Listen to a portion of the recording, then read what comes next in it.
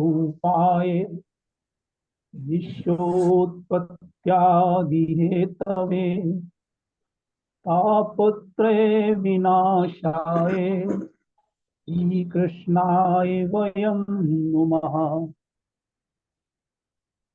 ब्रह्मानन्दं परम सुखदं केवलं ज्ञानमूर्तिं द्वन्द्वातीतं गगनसदृशं तत्त्वमस्यादिलक्ष्यम् एकं नित्यं विमलमचलं सर्वधी साक्षिभूतं भावातीतं त्रिगुणरहितं सद्गुरुं तं नमामि।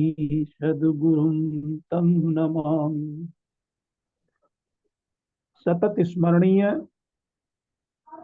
नित्य बंदनीय आत्मस्वरूप आत्मस्थ श्री गुरुदेव भगवान के श्री चरणों में दंडवत प्रणाम। और आज इस सत्संग सभा में उपस्थित अपने समस्त गुरु भाइयों एवं बहनों का सादर नमन एवं वंदन। आज की परंपरा में सर्वप्रथम भजन के लिए मैं अपनी विदुषी बहन श्रीमती मीनू गोयल को आमंत्रित कर रहा हूं कि बहन मीनू गोयल अपना भजन प्रस्तुत करने की कृपा करें। बहन मीनू।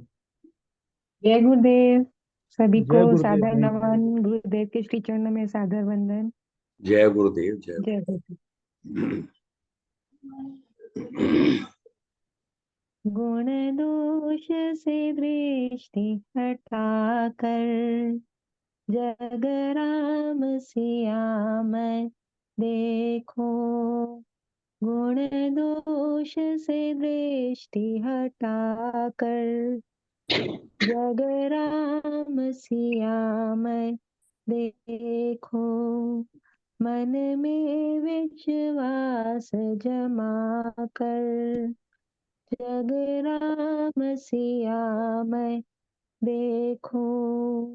मन में विश्वास जमा कर जग राम सिया मैं देखो।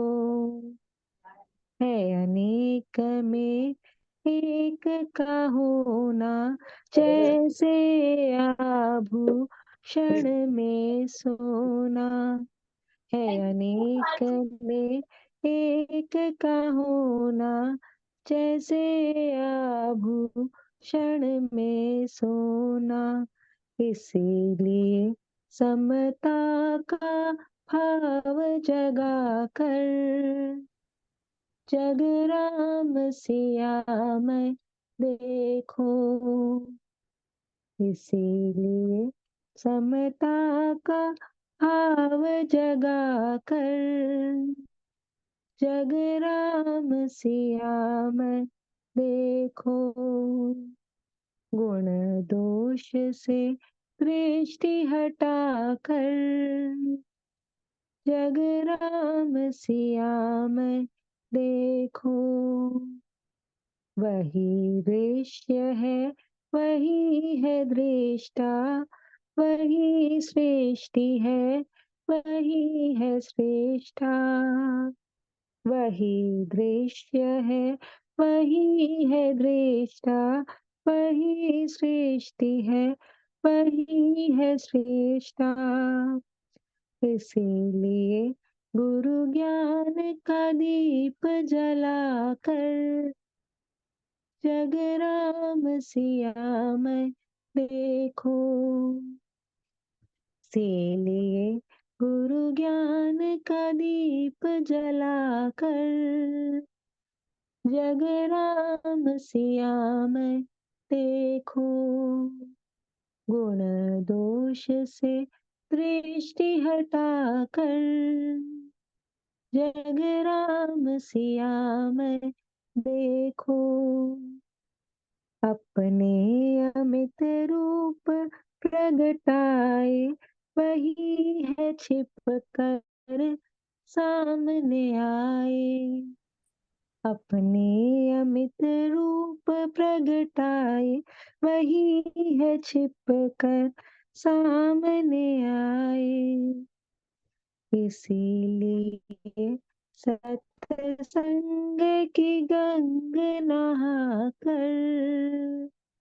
जग राम सिया में देखो।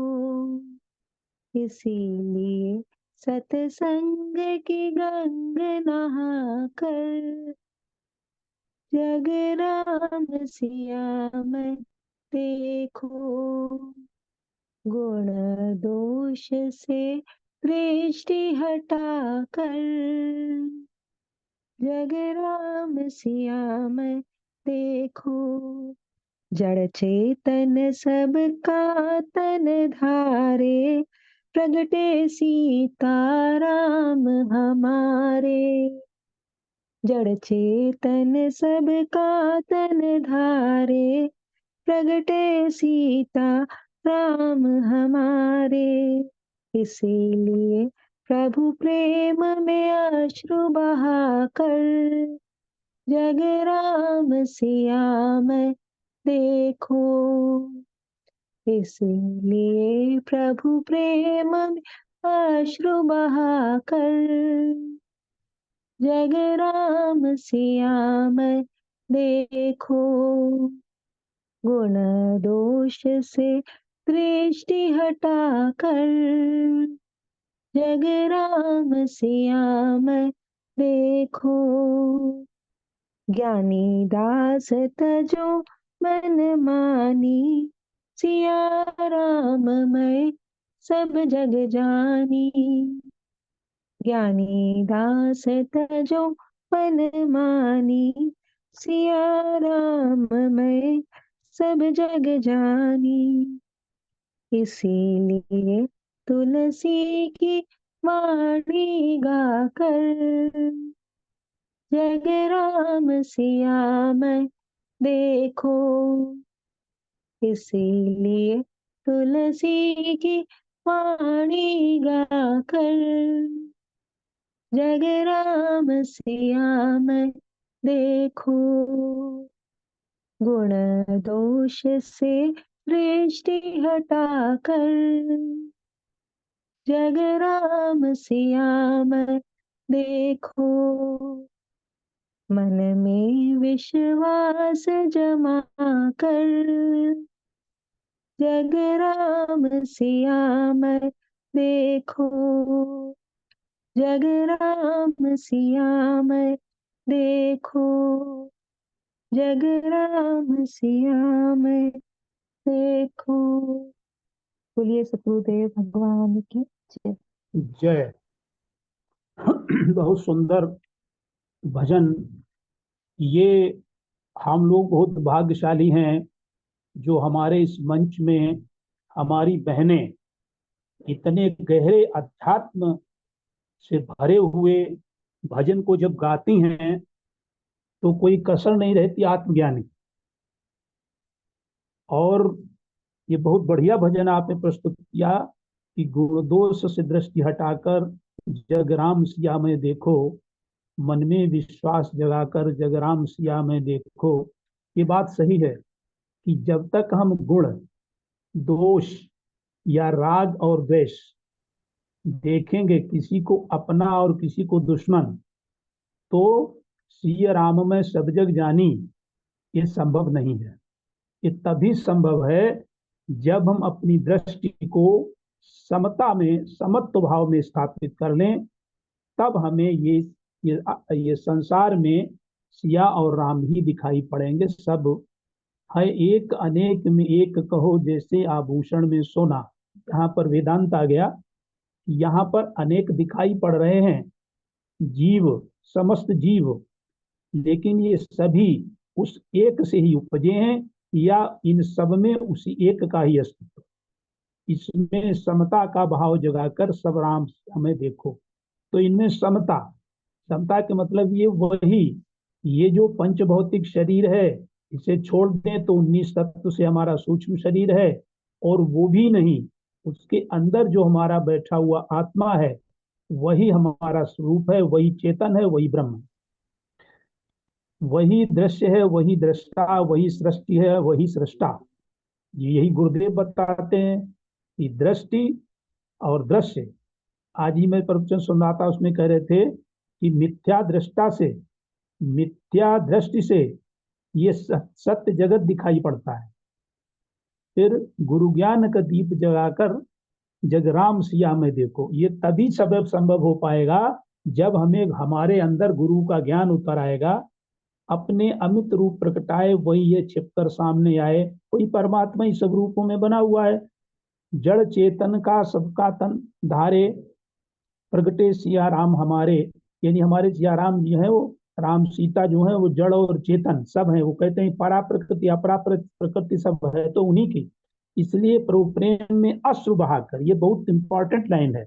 ऐसे नहीं, जब अश्रु बहेंगे तब जग सिया राम में दिखेगा।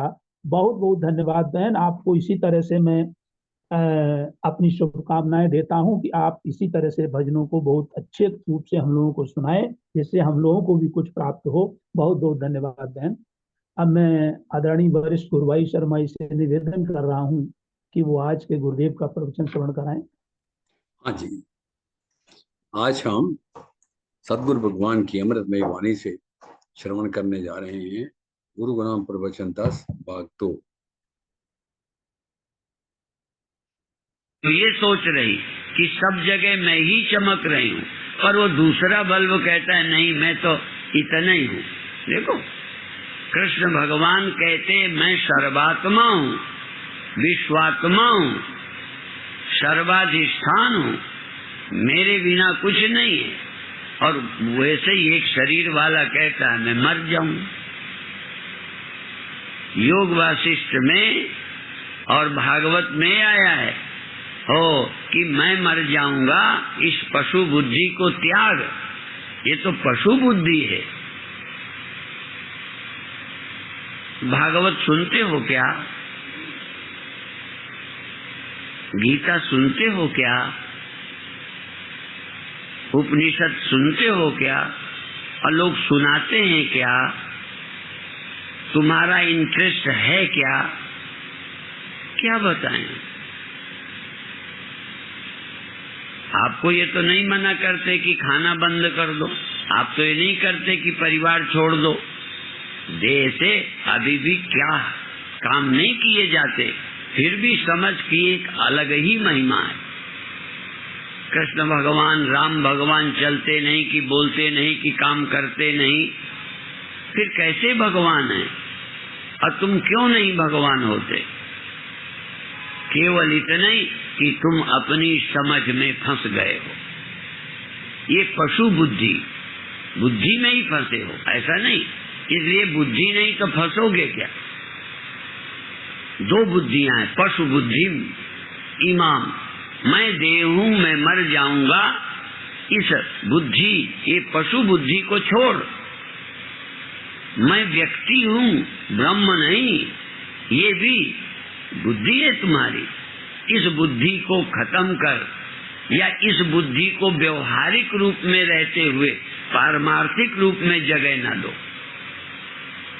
हम लोग अक्सर उदाहरण देते हैं कि पुरानी बुद्धि जो थी, इससे आप काम लेते रहना। जैसे कई लोग 2 शादी कर लेते हैं, 99% ये सच है, 99%, 1% चलो हो सकता है। जब कोई पति दूसरी शादी कर लेता है तो पहली वाली की उपेक्षा हो जाती है। कोई उदाहरण दीजिए। पहली वाले की वैल्यू नहीं रहती, बेचारी नौकर की तरह रहती है, पत्नी की तरह तो वही रहती है जो बाद में आई। और यही तो दशरथ के साथ हुआ है।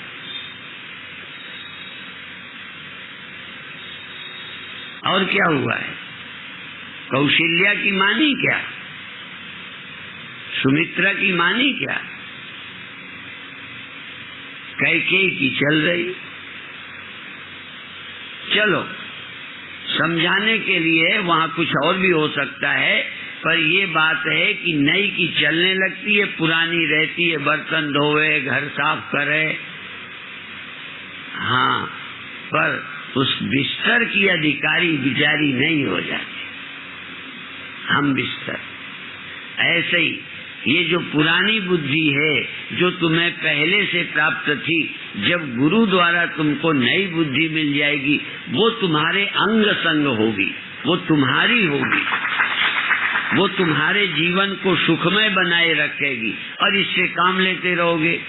ये थोड़ी कि घर का नाम भूल जाओगे, पुरानी है ही नहीं। पुरानी बुद्धि काम के लिए रहेगी, उपयोगी रहेगी, व्यर्थ नहीं है, उसको छोड़ना भी नहीं है, इतना गड़बड़ भी नहीं करना। पर ज्यादा जीवन जो तुम्हारा होगा वो उपनिषद से प्राप्त बुद्धि होगी, गीता से प्राप्त बुद्धि होगी, गुरु वाक्यों से, गुरु वाक्य जन्य बुद्धि तुम्हारे साथ होगी। पर कई लोग इससे अभी शादी ही नहीं करते, गुरु की बुद्धि देख दाख के बस छोड़ देते हैं, अभी अपने साथ नहीं रखते। इसलिए मैं कौन हूँ बार बार सोचो, बार बार सोचो। अभी अभी विभू चेतना जी से सुन रहे थे, आते आते मैंने सुना, और ये कल भी यही विषय मैंने छेड़ा था कि जब आप शरीर से सर झुकाते हो तो अंदर भी कुछ हुआ होगा, यदि नहीं हुआ तो मशीन हो। एक मशीन को बिजली के द्वारा आदमी बनाओ और उससे सर झुकाओ, मशीन से। यदि हम मशीन से बिजली से चलाएं एक मनुष्य को और उससे हाथ हिलाएं, लड़ाई कराएं या प्रणाम कराएं, तो क्या फल उसको मिलेगा? सुख मिलेगा कि दुख मिलेगा, पाप लगेगा कि पुण्य लगेगा? भीतर तो कुछ हो ही नहीं रहा, मशीन है वो तो आपका प्रणाम मशीन है कि दिल है आपके पास? आपकी आरती में मशीन है कि दिल है? 99% लोग आरती करते हैं वैसे, भीतर कुछ होते ही नहीं, बिल्कुल आप अलिप्त हो, पूजा से, पाठ से, पुण्यों से बिल्कुल अलिप्त हो, अंदर छू भी नहीं जाता। तो पहले लिप्त हो, पूजा में लिप्त हो, पाठ में लिप्त हो, प्रणाम में लिप्त हो, आनंदित हो। अभी जैसे कामा शक्ति है ना, विषया शक्ति है, उसमें आप अलिप्त नहीं हो, मुझे मालूम है, उसमें लिप्त हो। अब पूजा में अलिप्त हो, पाठ में अलिप्त हो, उसमें लिप्त होते ही नहीं। इसलिए उस लिप्तता को काटने के लिए पूजा में लिप्त हो, जितना आनंद, जैसी नियत हराम पर वैसे ही हरि पर होए, चले जाओ बैकुंठ को बाहन पकड़े को। पूजा अरे इसमें क्या रखा है, दिखावा के लिए कर लिया। जब तक तुम्हारे प्राण पूजा में नहीं लगेंगे, जब तक प्रार्थना में, भजन में नहीं लगेंगे, कुछ भी होने वाला नहीं। कांटा कांटे से निकलेगा, उस कांटे को निकालने के लिए ये दूसरा कांटा है, उस लिप्तता को हटाने के लिए दूसरी लिप्तता है। कई बार नशा छुड़ाने के लिए भी कोई दूसरा नशा देते हैं, उस आदत को तोड़ने के लिए। बाद में इससे मुक्त हो जाओ, तब अलिप्त होना। पहले लिप्तता को लिप्तता से काटो, कर्तापन को कर्तापन से काटो, पाप कर्म को पुण्य कर्म से काटो, अश्रद्धा को आस्तिकता से काटो, नीरसता को सरसता से काटो। सरसता भी विषय में है, खाने में है, पद में रस है, भजन में, पूजा में, पाठ में श्रद्धा रस नहीं। इसीलिए बिना भक्ति के, चाहे ईश्वर भक्ति चाहे गुरु भक्ति, बिन गुरु भक्ति प्रवीण हूँ लहे न आत्म ज्ञान। जब तक आपके अंदर रस नहीं पैदा होता पूजा में, पाठ में, आरती में, दर्शन में, तब तक ज्ञान का करोगे क्या?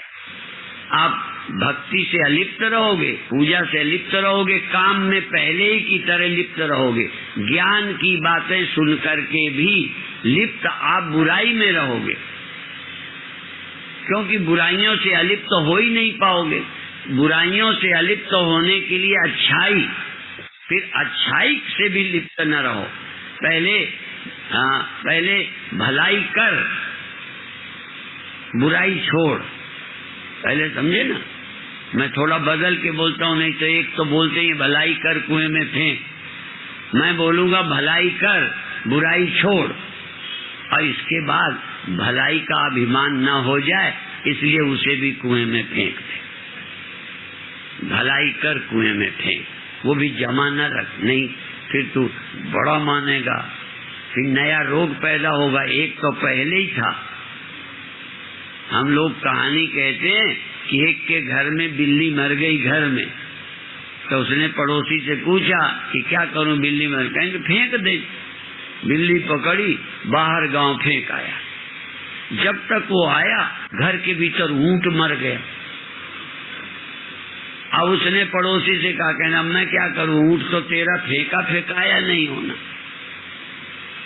तो पापी हो, बुरे हो, तो वो अभिमान फेंकना आसान है, पर मैं महात्मा हूँ, पुण्यात्मा हूँ, फलाना हूँ, दानी हूँ, कहें ये तो अब तुम्हारा इस जन्म में फेंका नहीं फेंकने वाला। ये तो साधु के घर में ऐसा बैठ जाता है कि इस मुर्दे को फेंक ही नहीं पाते। बड़े बड़े योगी ज्ञानी नहीं फेंक पाते। अच्छाई का अभिमान, इसलिए अलिप्त तब होना, तब ज्ञान चाहिए। इस अच्छाई का भी अहंकार छोड़ने के लिए इनफीरिटी और सुपीरिटी, सुपीरिटी छोड़ना कठिन है, आसान है क्या? सब साधुओं में उसी का रोग रहता है, बुरा नहीं मानना। सुपीरिटी का रोग साधु में रहता है।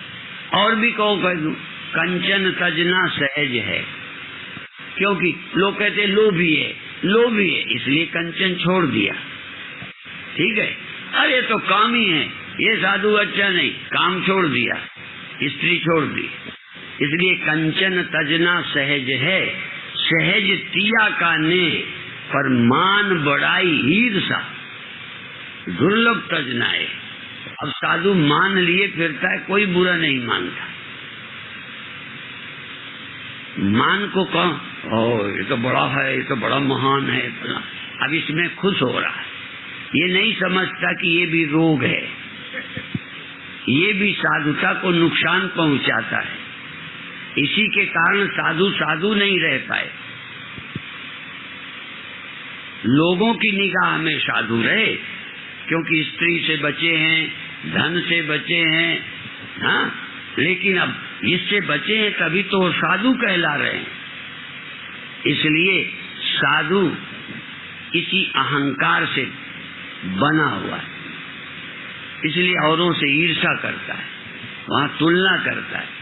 ये अहंकार मर जाए तो तुमसे छोटा कौन है, बड़ा कौन है, फिर तुम साधु। ये मैं से आगे चला जाए, सुपीरिटी से आगे चला जाए, मान अपमान बड़ाई और ईर्षा। ईर्षा तो तभी होती है जब मुझे दूसरा बड़ा पसंद नहीं आता। तो जो बड़ाई में फंसा है वो साधु नहीं है। पर अभी क्या जानते हो, स्त्री से बचा है वो साधु है। थोड़ा पैसे को जो हाथ नहीं लगाता, लगाने वाले भी कई बड़े हैं, पर न लगाने वाला तो और बड़ा होता है। पर पैसे के हाथ न लगाए और मान और ईर्ष्या में फंसा रहे तो अच्छा साधु है ना। ये उदाहरण इसलिए देता हूँ कि आप कहीं फंसे हो, साधु कहीं फंसा है, इनसे मुक्त हो जाए तो सच्चा साधु है। और भी कहा है, मैं अपनी ओर से नहीं कहता।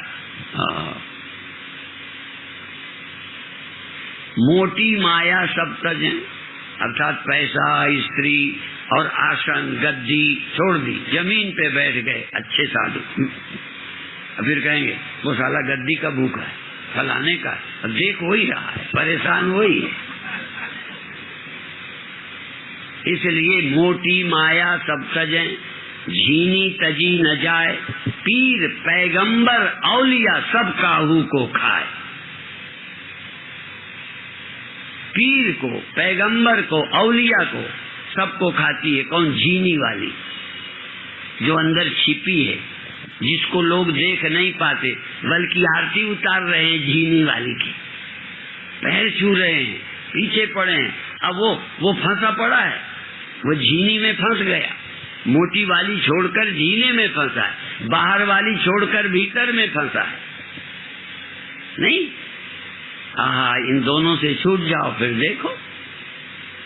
अभी दूसरी वाली में तुम कम फंसे हो, इसलिए हमसे जलन नहीं है तुम्हें।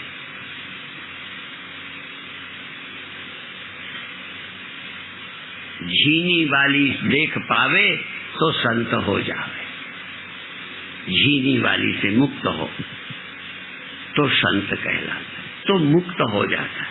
कब? आत्मस्थ हो जाता है, फिर वो सुपीरिटी ग्रंथियों में नहीं फंसा होता।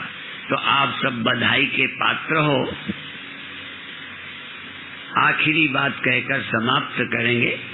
हमारे जो बच्चे अपने रोज थोड़ा अपना पैसा निकालते हैं, जो रितंभरा के वात्सल्य ग्राम को भेजते हैं, वो बच्चे अभी आए हुए हैं। वो अपनी आय में से, पढ़ाई में से पैसा बचा के, हम लोग भी देखो उसको बड़ा दानी नहीं मानते कि जो बहुत पढ़ा है दे दिया, उसको दान मानते हैं कि जो तुम्हें खर्च को मिला है। बच्चों को पढ़ाई को मिला होगा, उनको हम बहुत अच्छा मानते हैं कि जो तुम्हारे खर्च को मिला है उसमें से तुमने बचाया। हमने बहुत सारे जो आश्रम बनाए हैं, हमने जो हमें किराए को पैसा मिलता था ना प्रवचन में, उसमें हम 3rd क्लास में चल के बचा लेते थे। अब वो पैसा स्कूलों पे लगाया। तो ये बच्चे जो इनको अपनी सुविधा के लिए, आनंद के लिए, खेलने कूदने को, मनोरंजन को मिलता है, चाहो तो बचा सकते हो। क्या है, मनोरंजन कोई इसी से होना है। हमारा मनोरंजन अब पिक्चर से होता है, हमारा मनोरंजन घूमने से होता है, हमारा मनोरंजन और किस बात से? अपना मनोरंजन आप अपनी सूझबूझ से ले लो। सब पैसे से मनोरंजन, पैसे से मनोरंजन। आप अपने मन को खुश करने के लिए कितना खर्चते हो? गरीब को रोटी नहीं मिलती, तुम खुश करने के कपड़े पहनते। तुम्हारा मन कितना बुद्धू है, एक से इतने से कपड़े से खुश हो लेता है। एक गरीब की सेवा करके खुश नहीं होता, अपनी दीवार में संगमरमर लगा के खुश होते हो, और गरीब की दीवार भी नहीं है।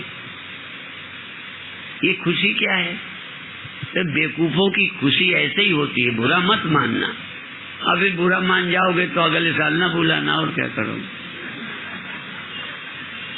क्या करोगे और बिगाड़ क्या लोगे? बताओ। आप लोग कहाँ फंसे हो अपने मन को इस बात से? ये देखो टाइल लगी है, लो हो गया कुछ।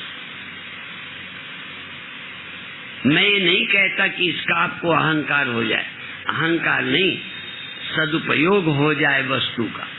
तो इसलिए, और जहाँ तक फिर कहूँ, कल कहा था, दोहरा देता हूँ, आज मैं ध्यान नहीं कराता। आप कोई जो आपको प्रिय लगे, लेकिन बुरे काम छोड़कर, इंद्रियों के विषय छोड़कर, कल कहा था मंदिर में आप गिर के प्रणाम करो, नहीं वो लोग देखें शर्म आवे तो अकेले में आप भगवान को नमस्कार करो। अकेले में जिनमें मजा आता है अकेले में नहीं करते, दिखा के करते हो। तो तुमने प्रणाम कब किया अकेले में? क्या अकेले में भगवान भगवान नहीं होते? ऐसे ही जब मैं चलूंगा तो मेरे पैर नोचोगे, ऐसे कोई मना करता है खूब प्रणाम का आनंद? जिसे प्रणाम का आनंद नहीं है वो खैर शुरू करे तो मना नहीं करता, पर उसको मैं प्रणाम नहीं मानता। जिसमें तुम्हारे प्राण पुलकित नहीं हुए, तुम्हारे अंदर कोई गुदगुदी प्रणाम से नहीं है, और गुदगुदी है तो इतनी देर तक बैठे बैठे प्रणाम का आनंद ले सकते थे, क्यों नहीं लेते? मना है क्या? दूर खड़े खड़े किसी लड़की को देख देख के खुश हो लेते हो कि नहीं? किसी लड़के पे रीझ सकते हो कि नहीं? तो भगवान पे रीझ नहीं रहे हो, भगत हो। इसलिए गंदे गाने ही लगा लो। यदि भीड़ भाड़ में नहीं आ पाओ तो फिल्मी गाना लगा लो। दरे दीवार खड़े हैं तुम्हारा क्या लेते हैं, दूर से देख लेते हैं दिल की तपन बुझा लेते हैं। दूर से देख लो, अंदर अंदर खुश हो लो। नहीं आने देते स्वामी सत्यानंद तो ना आने दो। हाँ, मैं इसलिए बोलता हूँ विनोद में, क्योंकि वो तो प्रणाम को रोकते नहीं है, कमरे में आने को जरूर रोकते। क्यों? तुम्हें आनंद मिलना नहीं, मुझे नोचोगे और नींद हराम और करोगे। आनंद लेना है तो भीतर बैठे, बाहर हाथ जोड़े बैठे रहो। भगवान के फाटक बंद हैं, पर भगवान की आंखें तो खुला हैं। पुजारियों ने फाटक बंद कर दिए, पर तुम्हारे दिल के द्वार क्यों बंद हो जाते हैं? आप प्रणाम करिए, आनंद लीजिए, आरती उतारिए। सूर्य उतनी दूर है तो यहाँ से अर्घ नहीं दे सकते, जल नहीं दे सकते, देते रहिए। उनकी बातें और आगे की हैं, पहले शुरू ये करो। यूं तो फिर हम ये भी कहते हैं कि तू सामने आ, वो भी है, और ना है तो तुम अंदर की आंख खोलो, तुम्हारे सामने आ जाएगा। पर चलो तू सामने आ, तब मैं सिजदा करूं, तब लुत्फ है सिजदा करने में। तू और कहीं, मैं और कहीं, ये नाम का सिजदा कौन करे? पर फिर भी तुम्हारे मन की शक्ति इतनी ज्यादा है कि इन आंखों से जो नहीं दिखता वो मन से दिख सकता है। कई बार आंखों से, शरीर से नहीं तो मन से वो काम कर लेते हो, छू लेते हो, देख लेते हो, छेड़ लेते हो मन से। तो क्या मन से भगवान को नहीं छू सकते, नहीं देख सकते, नहीं प्यार कर सकते? इसलिए, और मैं तो रोज कहता हूँ, पहले बार नहीं, रोज कहता हूँ अधिकतर, कि भगवान के पर्दा क्यों लगा देते हैं, भोग लगाते हैं? क्योंकि पापिनी आंखें भगवान के आगे थाली देखेंगी कि भगवान ने तो उठाया ही नहीं, एक रोटी घटी नहीं, खाते दिखे नहीं, इसलिए भोग लगाना बेकार। इसलिए आंखें बंद करो, पर्दा लगाओ, थाली रख दो और मन से देखो कि भगवान भोग लगा रहे हैं। आओ भोग लगाओ मोहन, भोग लगवाओ और खुश हो। क्यों? खुश तो तुम्हें होना है, इनको क्या होना? इसलिए आंखें बंद कर, आंख नाक मुख बंद कर, नाम निरंजन ले, अंतर के पट तब खुले जब बाहर के पट दे। तो अंदर से देखने के लिए बाहर की आंखों का प्रयोग करोगे तो तुम्हारी आंखें भौतिकवादी हैं, ये भौतिक देखेंगी, भगवान ने उठाया नहीं, भगवान ने मुंह चलाया नहीं, यही दिखेगा। और इसीलिए बुद्धू बनाने के लिए या भगत बनाने के लिए कभी कभी ऐसी चालाकियां लोग करते हैं कि बुद्धू आदमी को जरा भरोसा हो जाए, ये आंखों को हो जाए। इसलिए गणेश दूध पीने लगे थे, नहीं?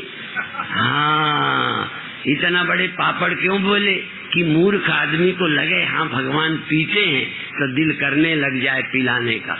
गुरुदेव लेते हैं तो देने का मन करे, नहीं तो स्वामी जी को मिला नहीं, पिलाना ले गया तो जो देते थे वो भी बंद। तुम्हें लगे गुरुदेव ने लिया है, गुरुदेव के काम में लगा है। एक उदाहरण दे रहा हूँ, अर्थात तुम्हारा भरोसा पक्का हो।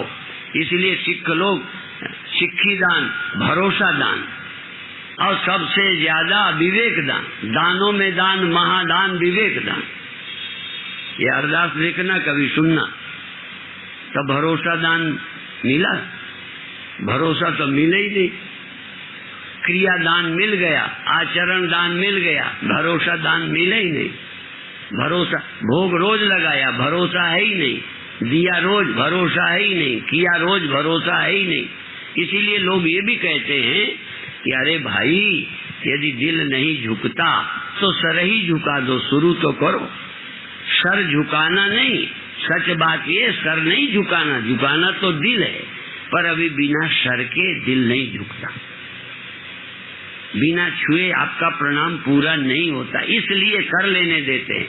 नहीं तो सच्चा तो है, सिर झुके भी नहीं, हाथ वहां गए नहीं, पर तुम्हारा दिल चरणों में पहुंच गया।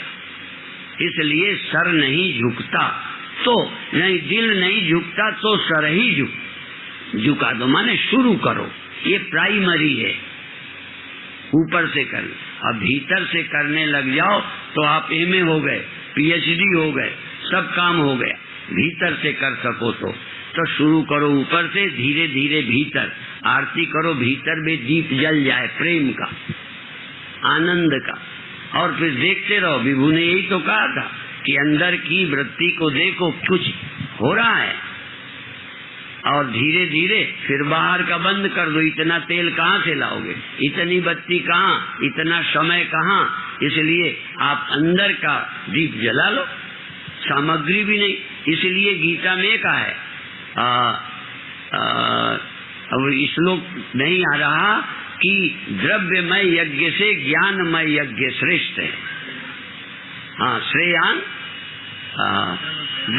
द्रव्यमया यज्ञ, अर्थात वस्तु की पूजा से भाव की पूजा ज्यादा श्रेष्ठ है। यदि भाव से प्रणाम कर सको, भाव से कुछ अनुभव कर सको, क्योंकि तुम्हें तारने वाला भाव है और हमें तारने वाला पैसा है। बात समझ लेना, हमारे काम तुम्हारे पैसे से बनेंगे, तुम्हारा काम तुम्हारे दिल से बनेगा। पैसा देके यदि दिल नहीं बना तो वो तारेगा नहीं, तुम्हें मारेगा। उस कर्म का कोई लाभ नहीं जो तुम्हारे दिल को नहीं छू ले। और भगवान का मैं सबूत देता हूँ, अश्रद्धयाहुतम दत्तम तपस्तप्तम कृतम चयत असदित्युच्यते पार्थ न च तत्प्रेत्य नोहि। जो बिना श्रद्धा के किया गया तप, दान, कर्म कुछ भी किया है वो न यहाँ फायदा पहुँचाएगा न मरने के बाद। इसलिए श्रद्धा पूर्वक करिए, जो कुछ करिए भाव से करिए। जो करते हो, अभी मैं बदलने को नहीं कहता, पर जो करते हो भाव से करिए, उसी से कल्याण होगा। अब इतना कहकर समाप्त करते हैं। बच्चों को शायद वापस जाना होगा, बच्चे आए हैं, वो सूचनाएं सुने। ओम शांति शांति शांति। जय गुरुदेव। जय गुरुदेव, जय गुरुदेव। आज गुरुदेव का प्रवचन कह रहे हैं कि ये जो भी हम फंसे हुए हैं वो अपनी समझ में ही फंसे हैं, और समझ ही बदलनी है। और समझ हमारी ये है कि हम देह हैं और मर जाएंगे। तो इस बात को गुरुदेव ने पशु बुद्धि से कहा है। और एक प्रवचन में कहीं गुरुदेव ने कहा है कि हम सब मंद बुद्धि हैं, विकलांग हैं, पूर्ण बुद्धि वाले तो केवल भगवान कृष्ण और राम हैं। विकलांग के मतलब ये सब उन्होंने संदेश दिया कि हम जो चाहते हैं वो कर नहीं पाते। और इसमें गुरुदेव कह रहे हैं कि मैं व्यक्ति हूं, ब्रह्म नहीं। यही तो समझ बदलनी है, इसी बुद्धि को खत्म करना है।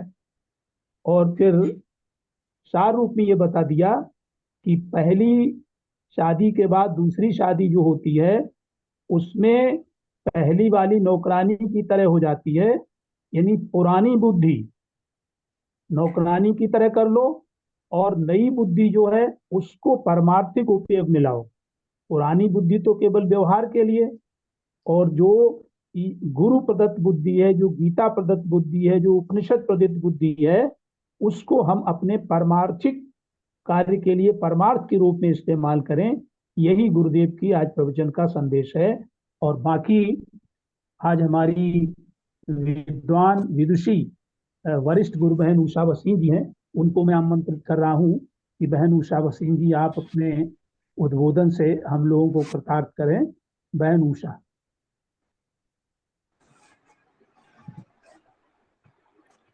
बोलो सच्चिदानंद भगवान की जय। श्री सतगुरुदेव भगवान की जय। गुरुर्ब्रह्मा गुरुर्विष्णु गुरुर्देवो महेश्वरा, गुरुर्साक्षात् परम ब्रह्म तस्मै श्री गुरुवे नमः। बुद्धि में हो अवतरित करते स्वयं प्रकाश, वंदो श्री गुरु पद कमल आप में वास। वंदो श्री गुरु पद कमल, आप में वास। श्री सद्गुरुदेव भगवान की जय। श्री सद्गुरुदेव जी के चरणों में मेरा विनम्रता पूर्वक हाथ जोड़कर हृदय से कोटि कोटि नमन। अतः सभी आदरणीय पुण्य आत्माओं को हृदय से प्रणाम। पुनः श्री सद्गुरुदेवाय नमः। आज का प्रवचन कल की कंटिन्यूशन में है। एक ही अंतरात्मा है जो सब में व्याप्त है, जो देखने में नहीं आती। अतः उस एक से ही मैं, तुम, वह, यह सब उसी से ही है।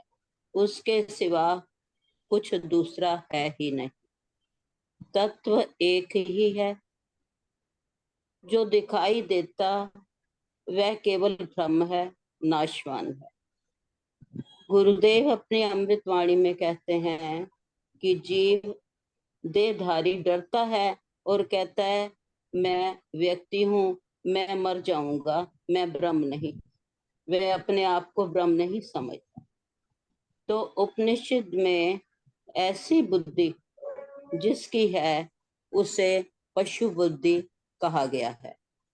गुरुदेव कहते हैं, कृष्ण भगवान गीता में कहते हैं मैं सर्वात्मा हूँ, विश्वात्मा हूँ, सर्व अधिष्ठान हूँ। क्या राम भगवान, कृष्ण भगवान चलते फिरते खाते पीते नहीं थे? क्या इंद्रियों से काम नहीं लेते थे? वह भगवान है और तुम भगवान क्यों नहीं होते? जीव अपनी समझ के कारण पशु बुद्धि में फंस गया, जो उसके कई जन्मों के संस्कारों के कारण है। गुरुदेव कहते हैं इस पुरानी बुद्धि को छोड़, इससे केवल काम निकाल, इसमें फंस नहीं। और यह केवल व्यवहार के लिए उपयोगी है, व्यर्थ नहीं है। लेकिन अपना जीवन गीता, उपनिषद, सदग्रंथों द्वारा प्राप्त बुद्धि से, गुरुदेव से प्राप्त बुद्धि से चलाना है। गुरुदेव राजा दशरथ जी का उदाहरण देते हैं। कौशल्या, सुमित्रा रूपी पुरानी बुद्धि उपयोगी है। कैकेयी नई बुद्धि जो उनके अंग संग हुई। गुरु द्वारा प्राप्त नई बुद्धि जीव के अंग संग होगी। ये हमारे जीवन को सुखमय बना देगी।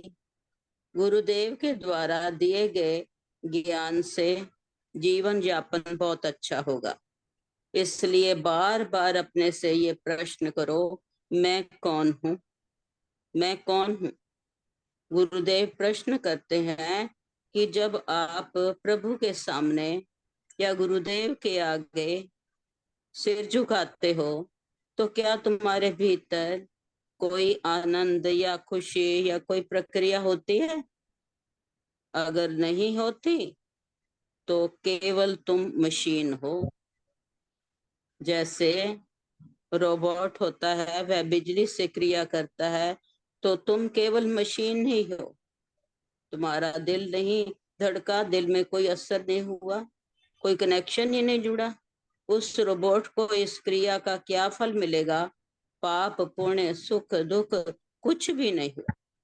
तो जिसमें विषयों में जीव की आसक्ति है, उसमें मन लिप्त है, वहां से आसक्ति निकाल कर पूजा पाठ भजन कीर्तन में मन लगाने से मन इसमें लिप्त होगा, खुशी मिलेगी, आनंद मिलेगा। शुरू में मन नहीं लगता तब भी करते रहो। जैसे ज्वर को या किसी रोग को ठीक करने के लिए कड़वी दवा देते हैं और जो डॉक्टर बताए उन चीजों से परहेज करते हैं तो रोग ठीक हो जाता है। इसी प्रकार विषयों से बचकर जितनी जरूरत है जिससे शरीर की यात्रा चलती रहे, उतना इंद्रियों को देकर रुख बदलकर इन्हें कीर्तन भजन का रस देने से आनंद मिलेगा और अगर मन नहीं लग रहा तब भी भजन कीर्तन जप करते रहो। एक तरफ से मन हटाकर दूसरी तरफ लगाने से समय लगता है, प्रयत्न भी करना पड़ता है। जैसे व्यवहार में किसी व्यापारी को अपने काम में कमाई नहीं हो रही हो तो वह दूसरा बिजनेस करता है, फिर से समय और धन लगाता है। ये तो नश्वर के लिए है, और जो परमार्थ के लिए है, जिससे बाद में हमें प्राप्ति ही प्राप्ति है, अपने स्वरूप की प्राप्ति होगी, जीव आत्मस्थ हो जाएगा। जैसे रसरी आवत जात है, सेल पर परे निशान। प्रयत्न करते करते रस मिलेगा ही। एक प्रभु ही तो है, आत्मा ही तो है जो रस से भरपूर है, रसवान है, बाकी तो सब नीरस है। अधिक खाने पीने से बीमारी होती है, कोई रोग लग जाता है, लेकिन अधिक भजन कीर्तन जप करने से आत्मा में स्थिति हो जाती है, जीव प्रभुमय हो जाता है, प्रभु से मिलन हो जाता है। वाल्मीकि ऋषि जैसे मरा मरा रट के प्रभु राम जी के जन्म से पूर्व ही रामायण जी उन्होंने लिख डाली। ये है प्रभु का नाम जप भजन कीर्तन से क्या नहीं मिलता। ये आप सब कर रहे हैं और बहुत उच्च स्थिति में है, आप सब जानते हैं। गुरुदेव कहते हैं, जैसी जैसी नियत हराम पर वैसी हरि पर होए, चले जात बैकुंठ बा पकड़ना हो। कहते दिखावे से कुछ नहीं होने वाला। जब तक पूजा जप प्रार्थना में प्राण नहीं लगे, भजन में प्राण नहीं लगे, कुछ भी असर नहीं हुआ, तो कहते हैं कुछ भी होने वाला नहीं है, ना ही खुशी, ना ही शांति, ना ही आनंद मिलने वाली। कांटा कांटे से ही निकलेगा। कई बार नशा छुड़ाने के लिए जीव को कोई दूसरा नशा देते हैं, उस आदत को छुड़ाने के लिए दूसरी आदत डालते हैं। पाप कर्म को पुण्य से पाप कर्म पुण्य से कटेगा। अश्रद्धा है तो वह आस्तिकता से कटेगी। नीरसता को सरसता से काटो। सरसता खाने पीने पद प्रतिष्ठा में रुचि है, रस है, अच्छा लगता है। भजन पूजा पाठ में रस नहीं है। ईश्वर की भक्ति गुरु की भक्ति के बिना रस ही नहीं आएगा। यदि रस नहीं आएगा तो आनंद नहीं। तो गुरुदेव जी कहते हैं, सूखा ज्ञान लेकर पे क्या करोगे। गुरुदेव कहते हैं, बिना गुरु भक्ति बिना प्रभु भक्ति के मिले न आत्म ज्ञान। जब तक पूजा पाठ में रस नहीं आएगा तब तक सूखा ज्ञान अमल में नहीं ला सकते तुम। बुराई से मन हटाकर किसी की बुराई करते उनके दोष देखते हैं तो अब जीव अपनी वृत्ति अवगुण से हटाकर गुणों की तरफ ले जाए। गुण देखे, अच्छाई देखे, वृत्ति को बदलने में प्रयत्न तो लगता है। बुरी आदत को अच्छी आदत में परिवर्तित करने के लिए समय और प्रयत्न और दृढ़ संकल्प चाहिए। तो कौन ऐसा काम है, कौन ऐसी आदत है जो चेंज नहीं हो सकती।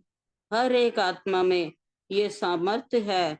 फिर दूसरे की भलाई करके ये श्रेय अपने पर न ले, नहीं तो फंस जाएगा। भगवान को भलाई का श्रेय दे दे, क्योंकि पहले भी तो जीव बुराई कर रहा था। भलाई में किसने लगाया।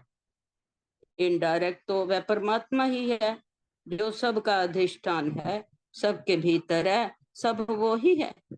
फिर मन में ये विचार करे कि जिसकी मैंने भलाई की है, कुछ किया है, किसी के कुछ काम आया हूँ, तो वह और कोई नहीं है, वहां मैं ही हूँ। एक ही आत्मा सब में व्याप्त है, एक ही आत्मा वर्त रही है। चाहे कोई मनुष्य का शरीर है, इवन पशु पक्षी की देह है, इस प्रकार भला करने का अभिमान जाता रहेगा, भलाई करने का अभिमान जाता रहेगा, रफू चक्कर हो जाएगा। तभी कहते हैं, भलाई कर और कुएं में डाल।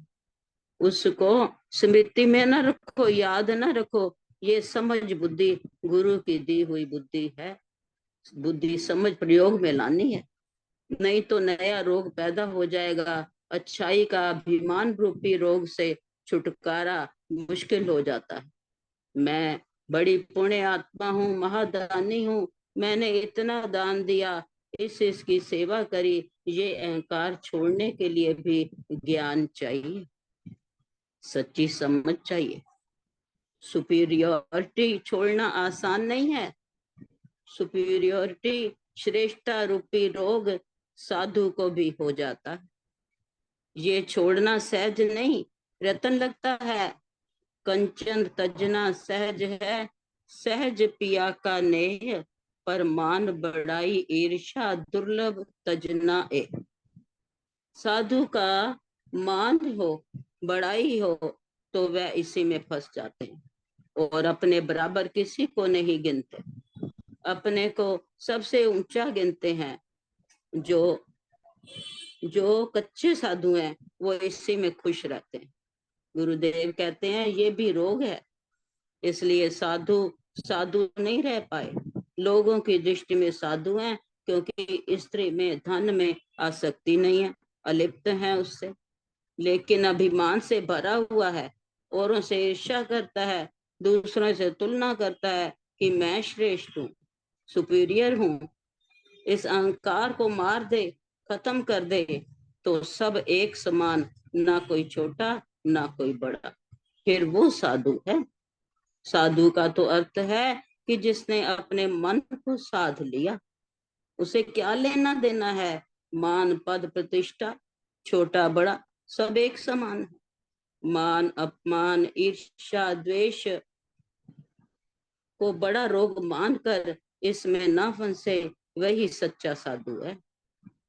गुरुदेव कहते हैं मोटी माया सब तजे, जीनी तजी न जाए, पीर पैगंबर ओलिया सब काहू को खाए। मोटी माया धन दौलत मकान सोना चांदी आदि, ये सब मोटी खेत खलियान को छोड़ना आसान है, लेकिन ये जो चीनी है जो दिखने में नहीं आती है, वो जो है उसमें फंस जाते हैं, अपना जीवन भी खराब कर लेते हैं और जनता को भी ले डूबते हैं। कई ऐसे साधु संतों का आप सब सुनते ही हैं। जीतने वाली से मुक्ति पाले तो संत हो जाए, जीव आत्मस्थ हो जाता है, स्वयं में स्थिति हो जाती है, सुपीरियोरिटी कॉम्प्लेक्स जाता रहता है। गुरुदेव समझ की बात बताते हैं कि कई बच्चे इतने समझदार होते हैं कि अपने जेब खर्च जो उनको पॉकेट मनी मिलती है उसमें से बचा लेते हैं, जो अपने नौकरी करते हैं उसमें आय में से बचा लेते हैं, और भावना है कि जो क्या कहते हैं वात्सल्य ग्राम में बच्चों के लिए दे देते हैं। ये भाव अति उत्तम है। गुरुदेव कहते हैं हम उनको बड़ा नहीं समझते, उनका बड़ा दानी नहीं कहते, जो कि अपना जो है धन इतना देते हैं, अपने धन में से धन देते हैं, वो भी हैं, पर जो है भाव की बात होती है। अब बच्चे अपनी पॉकेट मनी से रख दें, उनको मनोरंजन के लिए मिला है, उनको अपनी जो हेल्प अपने अच्छी तरह जीवन जीने के लिए मिला है, तो कहते हैं वो दे दें, तो ये उत्तम दान है। अब अपने बताते हैं गुरुदेव जी, कहते हैं हमें जो आने जाने का किराया मिलता था, हम 3rd क्लास में सफर करके उसको बचा लेते थे, और वो पैसा हमने आश्रम बनाने में, स्कूल बनाने में, अस्पताल बनाने में लगाया। इन बच्चों को अपने खाने पीने मनोरंजन के लिए मिलता है, और वो बचा कर जो है दान में अच्छे कामों में लगाते हैं। इनके निर्मल भावों को शत शत प्रणाम। ये ही प्रभु की पसंद है। क्या मनोरंजन मूवी देखने में, ब्रांडेड ड्रेस पहनने में, बड़े बड़े होटलों में लंच डिनर करने में, बड़ी गाड़ी में बैठने आदि आदि से ही मनोरंजन होता है? किसी भूखे पेट को पेट भर खाना खिलाने में, उसके पसंद का खिलाने में जो आनंद आता है, सुख मिलता है, ये आनंद सताई रहता है। ये ही हमारी मन की खुराक है। किसी गरीब के लिए उसके रहने के स्थान में छत नहीं, उसकी छत डलवा दें। उसके पास रात को सोने का बिस्तर नहीं है, सोने के लिए बिस्तर नहीं है, पहनने को पाँव में जूता नहीं है। ये थोड़ी सी सेवा करने में खर्च करने को, एक तो मेहनत से कमाए हुए धन का सदुपयोग होगा, दूसरा जरूरतमंद की जरूरत पूरी होगी और उसके दिल से दुआएं निकलेंगी, और जो असाध्य कोई रोग हो तो उसका भी निवारण कर देते हैं। गुरुदेव जी मना नहीं करते कि धन खर्च ना करो, वो ध्यान दिलाते हैं कि स्वयं और अपने बच्चों को भी सिखाओ कैसे धन का सदुपयोग करें और दुआएं रूपी खजाना बढ़ाते जाएं। जरूरतमंद की जरूरत पूरी होगी, हमें सुकून मिलेगा। जो आप सब लोग करते ही हो, उसके चेहरे की खुशी से क्या तुम्हारा कम मनोरंजन होएगा? उसको देख देख के तुम्हें खुशी होएगी। ये स्थायी है।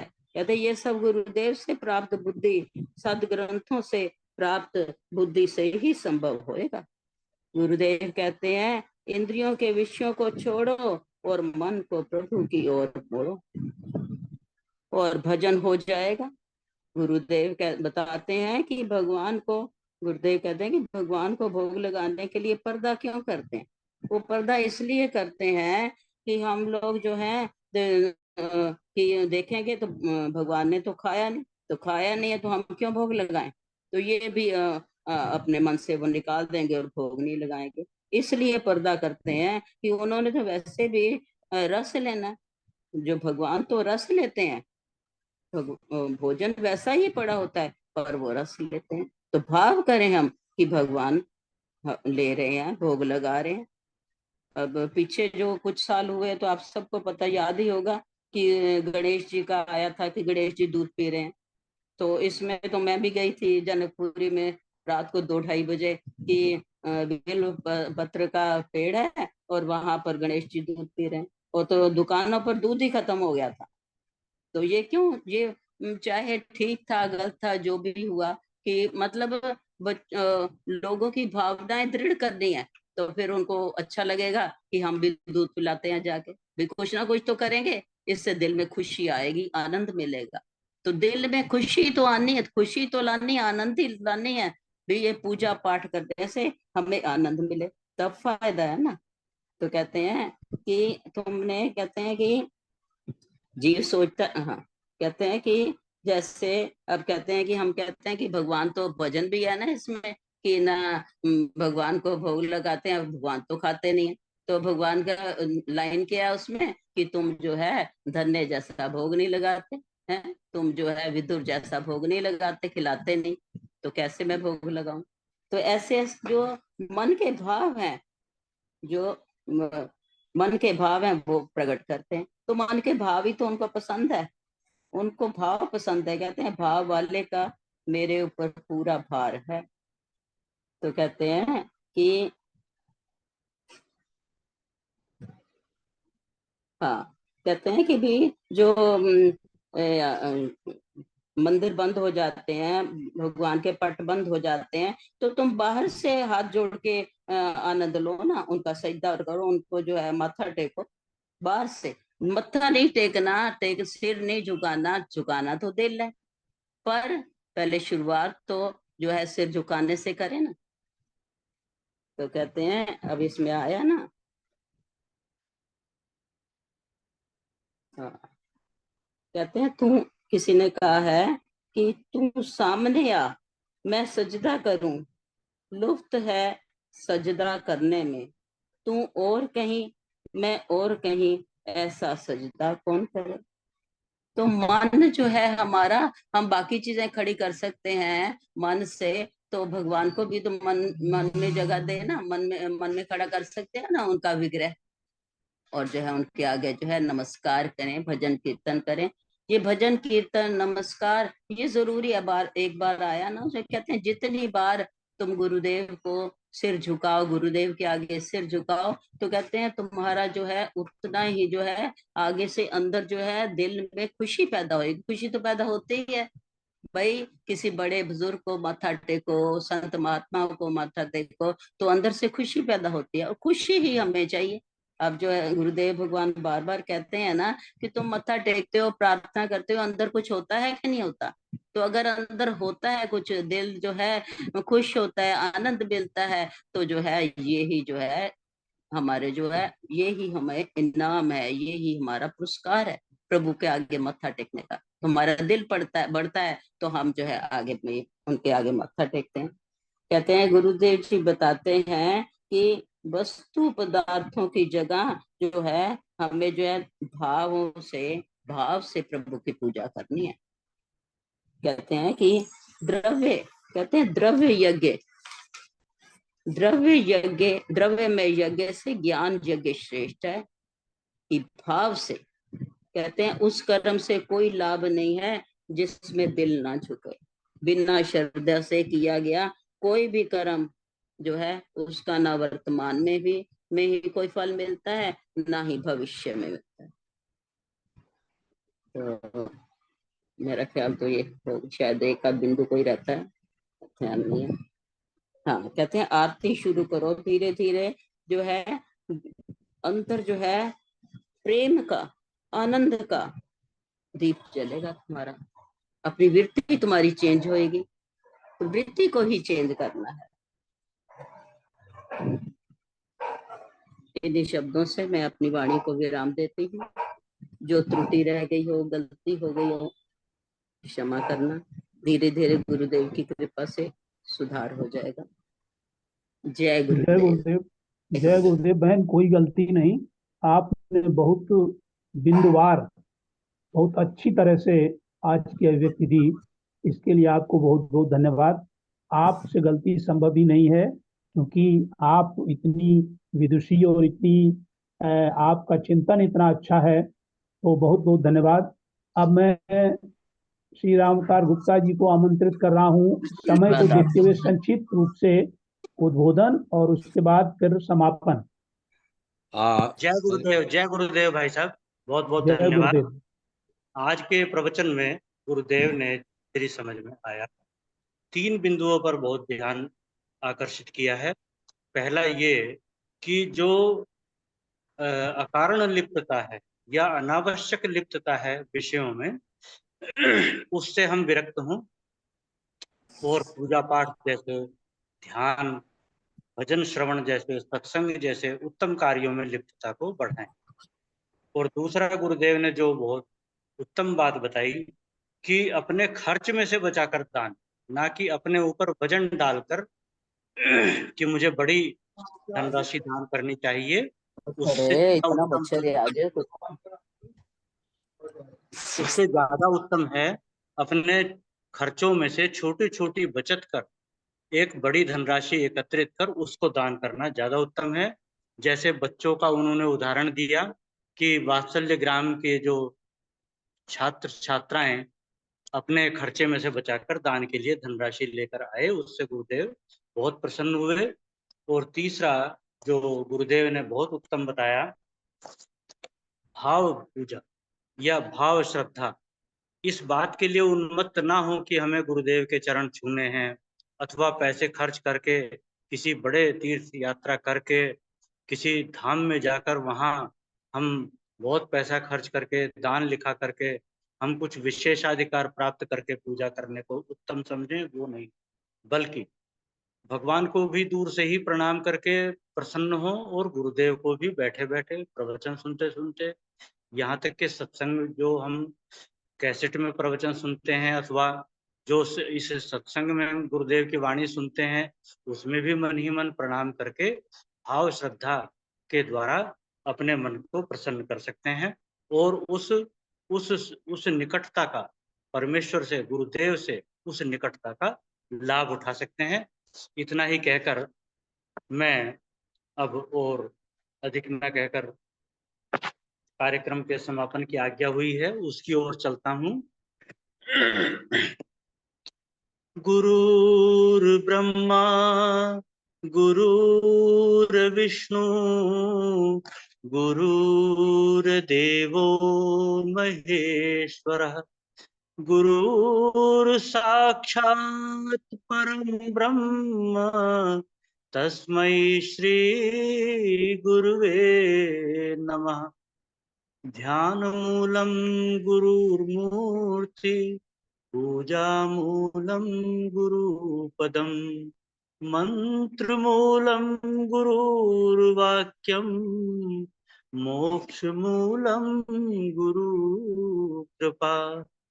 सर्वे भवन्तु सुखिनः, सर्वे सन्तु निरामया, सर्वे भद्राणि पश्यन्तु, मा कश्चित् दुःख भाग् भवेत्।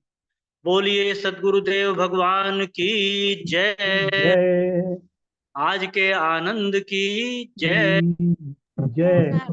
नमो जय नारायण। जय जय श्री राम। नमो नारायण। नमो नमो नारायण। नारायण। नमो नमो नारायण। नमो नारायण। नमो